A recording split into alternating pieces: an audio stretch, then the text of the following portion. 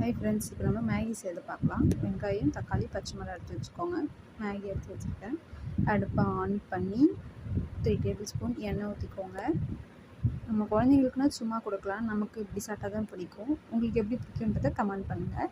ஒரு பச்சை மிளகாய் சேர்த்துக்கோங்க, ஒரு பெரிய வெங்காயம், ஒரு பெரிய தக்காளி போட்டு நல்லா வதக்கிக்கோங்க. நமக்குலாம் இப்படி சாப்பிட்டா தான் பிடிக்கும் இல்லையா, அதனால தான். கருவேப்பிலை கொஞ்சம் போட்டு நல்லா வதக்கி எடுத்துக்கோங்க. லைட்டாக தேவைக்கு ஏற்ற லைட்டாக உப்பு போட்டுக்கோங்க. அதுலேயே மசாலாவில் இருக்கும், இருந்தாலும் தேவைக்கு ஏற்ற தண்ணி ஊற்றி நான் 1 டம்ளர் ஊற்றிருக்கேன். கொஞ்சோண்டு மஞ்சத்தூள், கொஞ்சம் காரப்பொடி, சிக்கன் மசாலா கொஞ்சம், அதில் இருக்கும் இல்லையா மேகி மசாலா, அது ஒன்று போட்டு மேகி போட்டு நல்லா மூடி வச்சு எடுத்துட்டேன். நம்மளுக்கு மேகி ரெடி. வாங்க சாப்பிட்லாம். பிடிச்சிருந்துச்சுன்னா லைக் பண்ணுங்கள், சப்ஸ்கிரைப் பண்ணுங்கள். நீங்கள் எப்படி செய்வீங்கன்றதை மறக்காமல் கமெண்ட் பண்ணுங்கள்.